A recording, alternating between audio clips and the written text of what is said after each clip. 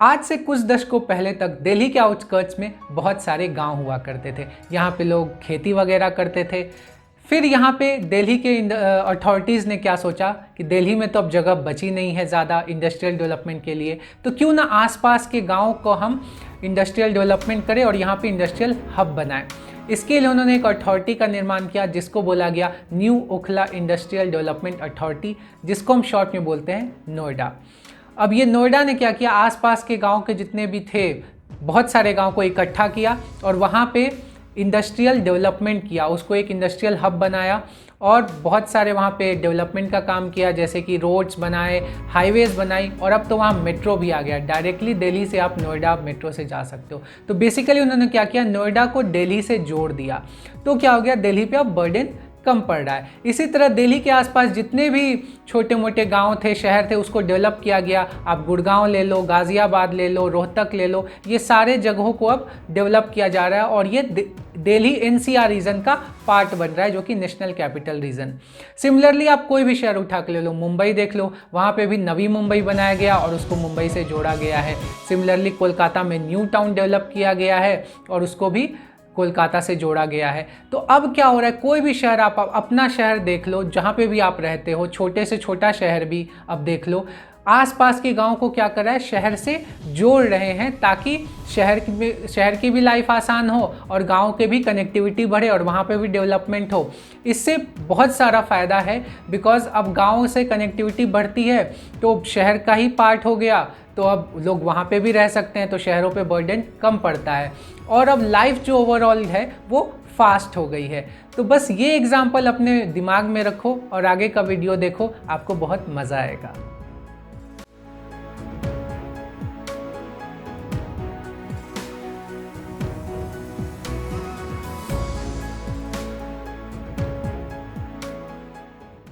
Hello दोस्तों, स्वागत है आप सभी का मेरे YouTube चैनल में, जहां हम बात करते हैं इलेक्ट्रॉनिक्स की। तो इलेक्ट्रॉनिक्स के इस वीडियो में हम बात करने वाले हैं VLSI की। जी हाँ, सबसे पहले हम जानेंगे कि यार ये आखिर VLSI है क्या। VLSI बेसिकली एक टेक्नोलॉजी है जिसकी मदद से हम ICs बनाते हैं। तो अब यार इस सेंटेंस को और अच्छे से समझते हैं। VLSI stands for Very Large Scale Integration and IC stands for Integrated Circuits। तो अब वो सेंटेंस को हम वापस से बोलते हैं कि वेरी लार्ज स्केल इंटीग्रेशन एक टेक्नोलॉजी है जिसकी मदद से हम इंटीग्रेटेड सर्किट्स बनाते हैं। काफ़ी ज़्यादा कंफ्यूजन तो नहीं हुआ? तो इंटीग्रेशन यहाँ पे आप देख सकते हो सबसे बड़ा टर्म है, उसको समझ लिया तो समझो ये पूरी चीज़ समझ में आ गई। तो अब इंटीग्रेशन है क्या? अब देखो, इंटीग्रेशन तो हम बचपन से पढ़ रहे हैं, न्यूटन बाबा की कृपा से ऑफ कोर्स। तो इंटीग्रेशन में हम क्या करते थे कि हम चीज़ों को जोड़ते थे, उनका समेशन करते थे। यानी कि इन लिटरल सेंस हम कैसे समझेंगे, चीज़ों को खुद में इंक्लूड करना, उनको शामिल करना इज नथिंग बट इंटीग्रेशन। ठीक है, अब यहाँ पे क्या इंटीग्रेट हो रहा है, यहाँ पे सर्किट्स इंटीग्रेट हो रहे हैं और ये किस लेवल पे हो रहे हैं, बहुत ही लार्ज स्केल पे हो रहे हैं, इसीलिए वेरी लार्ज स्केल इंटीग्रेशन। तो ये आपको समझ में आ गया। अब ये समझना है कि यार वेरी लार्ज स्केल, कितना लार्ज स्केल को वेरी लार्ज स्केल बोलते हैं, इसका कुछ पैरामीटर तो होगा कि ये बहुत ज़्यादा स्केल पे हो रहा है, बट कितने लार्ज स्केल पे हो रहा है इसको हम समझने की कोशिश करेंगे। तो इसको समझने के लिए हम थोड़ा सा हिस्ट्री और इसके इवैल्यूएशन पे जाते हैं कि ये टेक्नोलॉजी इवॉल्व कैसे हुई। तो हम सबको पता है कि 1947 में ट्रांजिस्टर्स का इन्वेंशन हुआ था बेल लैब्स के द्वारा और उसके बाद इलेक्ट्रॉनिक्स जैसे रिवॉल्यूशनाइज हो गया।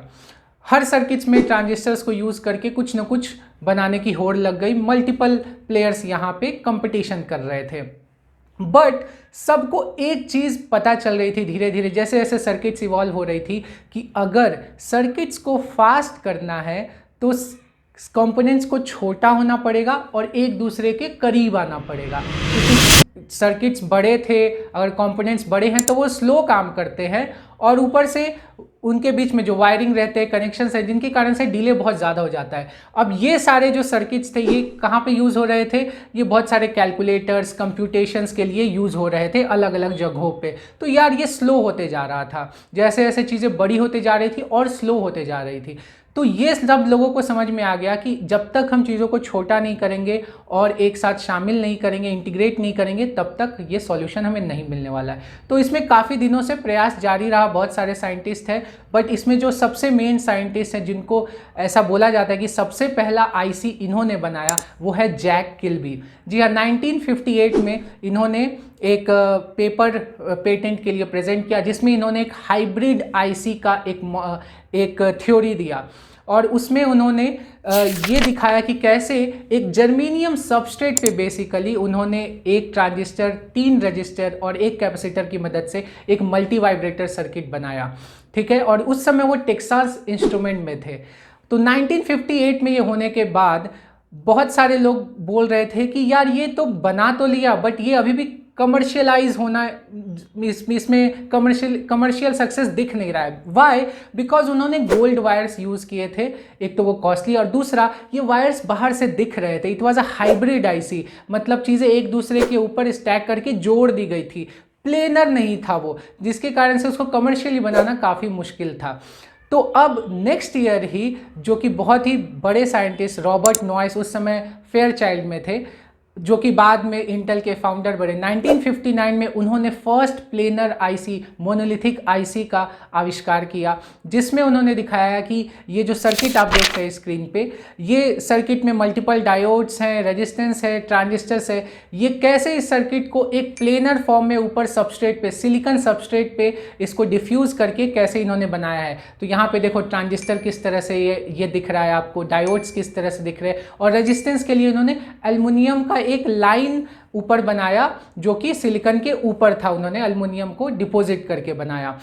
और यहाँ पे जो सबसे बड़ा एडवांटेज ये था उनका, एक तो ये प्लेनर तो था ही, बट इन्होंने सिलिकॉन यूज़ किया था। सिलिकॉन में प्रॉपर्टी होती है, एक नेचुरल टेंडेंसी होती है ऑक्सीडाइज होने की, मतलब सिलिकॉन डाइऑक्साइड और ऑटोमेटिकली सिलिकॉन के ऊपर बन जाता है, जिसके कारण से उनको अच्छा आइसोलेशन मिला डिफरेंट टाइप ऑफ कंपोनेंट्स के बीच में। उसके बाद इसी का यूज़ करके 1961 में first commercial NOR gate use हुआ आईसी के फॉर्म में, और फिर ये सेम सर्किट्स बाद में अपोलो मिशन के लिए भी, जो कि यूएस का बहुत बड़ा नासा का मिशन था, उसके लिए भी यूज़ हुई। उसके बाद जैसे 1960s में लोगों को तो एकदम खजाना मिल गया कि आईसी हमने बना लिया है। उसके बाद ढेर सारे स्केलिंग इस पे होने लगी, ढेर सारा काम इस पे होने लगा। बट 1964 में बहुत सारा फाइट, लीगल बैटल पे ये बाद में निष्कर्ष निकला कि 2 लोगों को इसका श्रेय दिया जाना चाहिए, जैक किल्बी और रॉबर्ट नॉइस। इन दोनों के नाम पे ये पेटेंट रजिस्टर होता है। जब भी आईसी का नाम सुनेंगे, इन दोनों का आप नाम सुनेंगे। अब बात करते हैं कि आईसी तो हमने बना लिया, अब उसको स्केलिंग कर रहे थे लोग। मतलब पहले क्या किया, जो डिफरेंट लेवल ऑफ जितने भी सर्किट्स थे, गेट्स हो गए, आपके एडर्स हो गए, आपके फ्लिप फ्लॉप्स हो गए, ये सारे सर्किट, छोटे मोटे सर्किट, सब ये इंटीग्रेटेड सर्किट के फॉर्म में बनने लगे, अलग अलग कंपोनेंट में, ये सब एक आईसी में बनने लगे। और इसमें अराउंड 10-20 ट्रांजिस्टर्स, कुछ रजिस्टर्स, कुछ डायोड्स, कैपेसिटर, इस तरह के ढेर सारे सर्किट्स बनने लगे। तो इसको हमने बोला, बाद में जाके इसको हमने आइडेंटिफाई किया कि ये स्मॉल स्केल इंटीग्रेशन था, स्मॉल स्केल पे इंटीग्रेशन हो रहा था। फिर धीरे धीरे और टेक्नोलॉजी बढ़ी, तो हमने हंड्रेड्स ऑफ ट्रांजिस्टर को इंटीग्रेट करना चालू किया, जिसमें कि मल्टीप्लेक्सर, डीमल्टीप्लेक्सर्स, डिकोडर्स एंड मल्टीबिट काउंटर्स, ये सारे सर्किट आए। तो इसको हमने MSI बोला, मीडियम स्केल इंटीग्रेशन। ठीक है, और ये ढेर सारे इंटीग्रेशन के बाद फाइनली हमने क्या किया, एडर, सब्ट्रैक्टर, लॉजिकल यूनिट, सब ये एक साथ मिला के ALU बनाया, अरिथमेटिक एंड लॉजिक यूनिट, और उसके अराउंड एक प्रोसेसर बनाया। तो फर्स्ट प्रोसेसर जो बना 1971 में, इंटेल का 4004, ये बहुत ही बड़ा ब्रेक थ्रू था। और 1971 में इन्होंने 2300 ट्रांजिस्टर्स इसमें डाले, और इसको बनाया 10 माइक्रोमीटर के PMOS टेक्नोलॉजी पे। तो यानी कि सोचो 1971 में ही ट्रांजिस्टर का साइज कितना छोटा हो गया था, 10 माइक्रोमीटर उसका लेंथ हो गया था, और PMOS टेक्नोलॉजी पे था। और ये, इसको हमने बोला LSI, लार्ज स्केल इंटीग्रेशन, मतलब थाउजेंड्स ऑफ ट्रांजिस्टर एक साथ आ रहे हैं, और ढेर सारे प्रोसेसर्स वगैरह उसके बाद बनने लगे। धीरे धीरे टेक्नोलॉजी और इवॉल्व हुई। उसके बाद जाके 1989 में इंटेल ने फर्स्ट ऐसा चिप बनाया जिसमें 1 मिलियन ट्रांजिस्टर्स थे। जी हाँ, ये था इंटेल का i860। ये 1989 में इंटेल के CHMOS जो कि हाई परफॉर्मेंस CMOS टेक्नोलॉजी थी, इससे बनाया और 1 माइक्रोमीटर की टेक्नोलॉजी थी ये, यानी एक ट्रांजिस्टर का साइज ऑलरेडी 1 माइक्रोमीटर हो चुका था, बहुत छोटा हो चुका था। तो ये टेक्नोलॉजी के बाद लोगों ने बोला कि यार ये तो बहुत ही लार्ज है, ठीक है, तो इसको बोल दिया गया कि यार ये तो VLSI टेक्नोलॉजी है, तो बहुत लार्ज टेक्नोलॉजी। उसके बाद और टेक्नोलॉजी इवॉल्व हुई और भी प्लेयर्स आए, बट अगेन इंटेल काफ़ी आगे रहा और 2006 में फाइनली इंटेल ने जाके 1.7 बिलियन ट्रांजिस्टर्स के साथ एक चिप बनाया जो कि था इंटेल का Itanium 2। ये डुअल कोर प्रोसेसर था, ऑलरेडी 90 नैनोमीटर तक आ चुका था 2006 में ये, तो बहुत बड़ा अचीवमेंट था। और मतलब उसके पहले ही लोग बोल रहे थे कि यार ये 1 बिलियन जा रहा है, 10 मिलियंस जा रहे हैं, 100 मिलियंस जा रहे हैं, तो क्यों नहीं इसको ULSI बोला जाए, ultra large scale integration. But फिर लोगों को लगा कि यार ये तो बढ़ते ही जाने वाला, ये रुकने वाला नहीं है, मोर्स लॉ सबको पता था, तो फिर बोला गया कि ठीक है हम एक टर्म पे स्टिक हो जाते हैं, क्योंकि हर स्टेज के बाद नया टर्म, कुछ लोग वेरी अल्ट्रा लार्ज इंटीग्रेशन भी यूज़ कर रहे थे उसके बाद।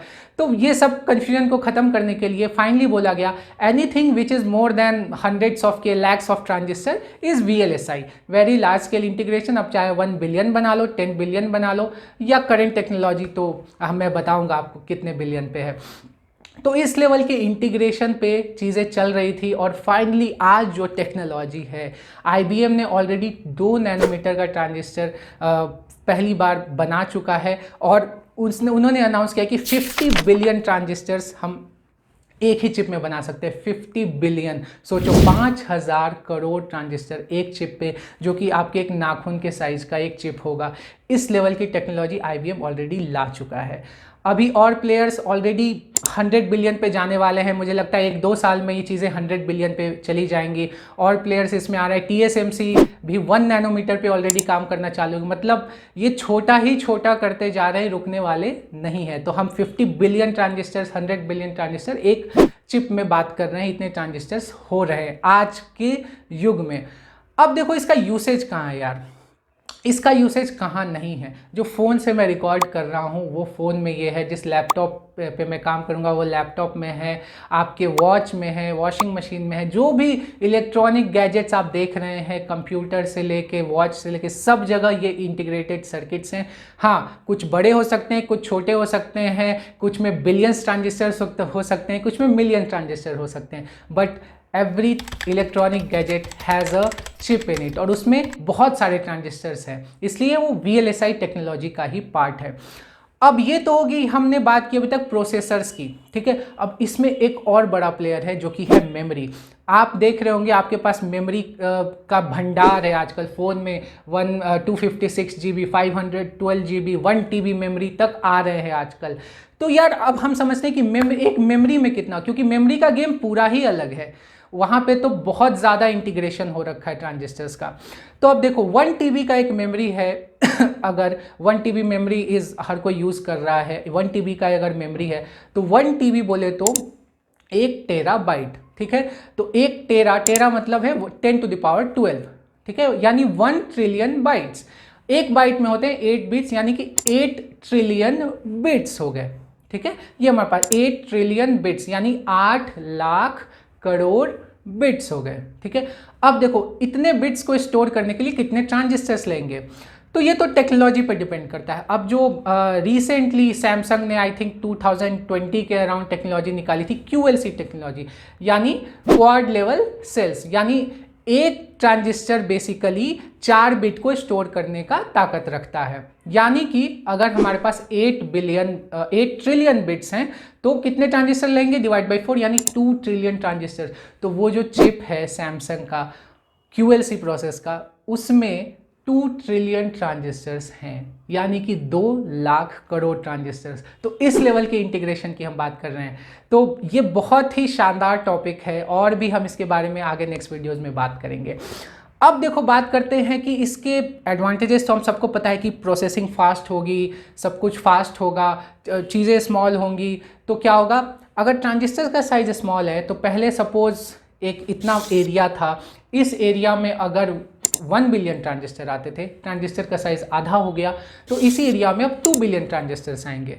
ठीक है, सेम एरिया में, एरिया छोटा भी कर सकते हो या सेम एरिया में ज़्यादा ट्रांजिस्टर्स मतलब ज़्यादा प्रोसेसिंग स्पीड, ये हमेशा याद रखना। और ट्रांजिस्टर की साइज छोटी मतलब वो पावर भी अब कम लेगा, तो पावर डिसिपेशन भी कम हो जाएगा।